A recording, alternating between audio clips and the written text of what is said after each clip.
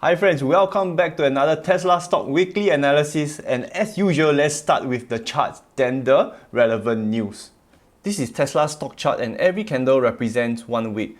I was mentioning to you in the previous video that the stock will kind of like move sideways, and it has been moving sideways. So what do I see for the following week? Actually, this week I want to highlight something where you can see different sections of Tesla's stock movement. So I'm going to draw the first section, which will be this.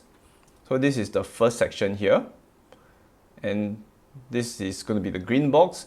The second section here will be the, maybe I'll put it as a yellow color, okay? And I'll draw another box over here, and this entire section here would be, just put another color, maybe let's put like blue. So I want to show you something, and you hopefully it makes sense to you. If you look at Tesla stock, it's been moving sideways for many years until it broke up. And you can clearly see 3 different sections for Tesla stock chart. If you look at this point here, the yellow box, this is where Tesla broke up of its multi-year resistance here, and it formed a section over here. Okay, the next section here, which is the green section, where it kind of like over here, which is somewhere in January, it broke upwards again and it moved along this section here. So we have 3 different sections. If you see properly, if the stock came here and it broke down into the yellow section, it kind of like remained sideways. So from what I see, the stock will remain in the yellow section for a little while until Battery Investor Day. So I will talk about Battery Investor Day later on in the video. But generally, you can understand that there's 3 different sections. I want to highlight to you a few things.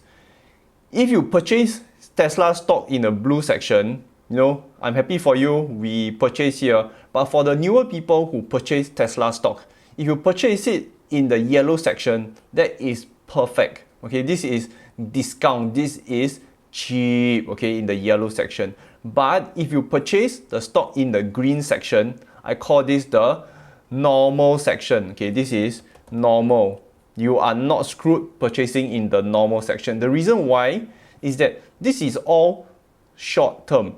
So this is the lucky section, and this blue section is the extremely lucky, which I don't think we will ever feel the blue section ever again. Unless the entire market collapses down drastically, we may actually hit the blue. But else, I do not think the stock will ever hit the blue section. So having said all this, the stock now is in the yellow section, and I believe it's highly discounted for. So it doesn't really matter if you buy around $600 or around $400. It doesn't really matter. What matters is what happens in the long term.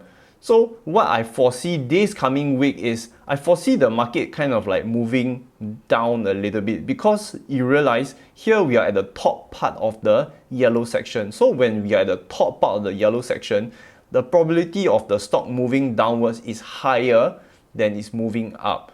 So those who want to initiate a new entry, for me, I'm just speaking on a personal opinion, is that I'll kind of wait for the stock to move down a little bit before I purchase. At least we don't buy at the high, okay? I hope this week's coverage on the charts gives you better clarity, as I can see a lot of comments asking me, should I buy, should I not buy, is it cheap, is it not cheap? So I hope these 3 little boxes here helps you make a better decision. I'm done with the charts. I would really appreciate if you help me click the like button for the YouTube algorithm. It really helps a lot out in the channel. So the biggest news this week, we have a lot better clarity on when Tesla's Battery Investor Day will be. So Elon mentioned, due to the whole COVID situation, he predicts that it will happen in mid-May. So let's wait for more news. I want to talk a little bit on Battery Investor Day. There are 2 factors that would massively leapfrog Tesla. First, if they are able to prove that they have a way to massively scale battery production, which is the most difficult part in making an electric vehicle, they actually win the game. The current 3-year lead that they have will massively jump to a 7-year lead. Okay, I read articles and comments on competition. So the thing is, they need to show me that they can scale. Then I'll actually start looking into the competition. You see, building concepts and working models is really easy, but scaling it up is 100 times harder.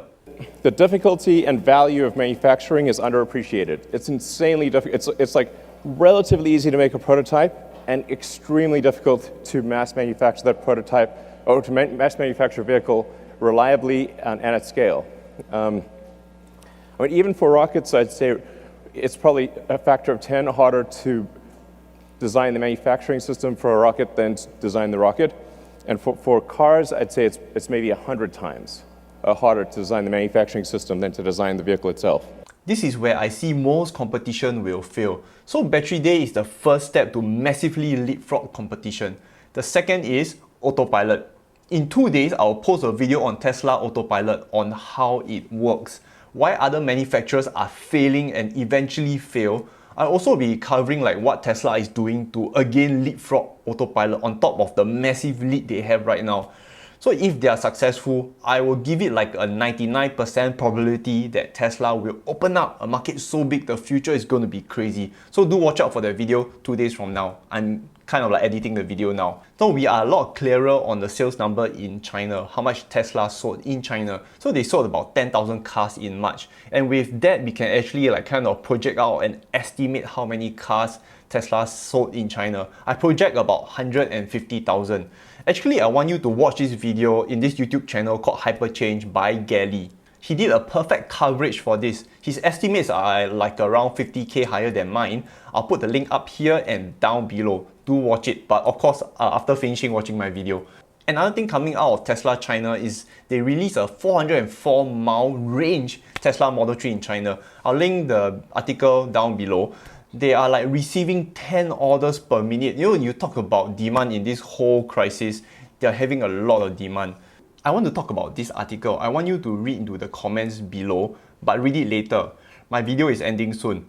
See, USA pays GM $490 million for ventilators. So $490 million divided by 30,000 ventilators, that means $16,000 per ventilator.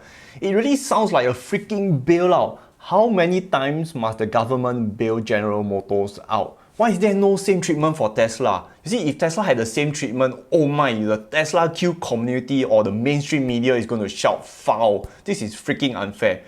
But again, the more crap they do, there are so many others like me spreading the truth on Tesla, and over the long run, the good will trump always. So in conclusion, Tesla stock is going to trend sideways until Battery Investor Day, which is now mid-May. Okay, so for me, it's still in the cheap section in the yellow box. So for me, I will actually, if I want to invest more, add more money to the stock, I think it's a good time to add. And I think Tesla stock is going to drop a little bit this week. Just remember that we cannot time bottoms and nobody can. And for me, if I want to invest more in Tesla, I'll just keep adding, just do a dollar cost averaging. Again, I appreciate those who help me like the video. Every like really helps contribute to this channel. And I thank you so much always, and take care.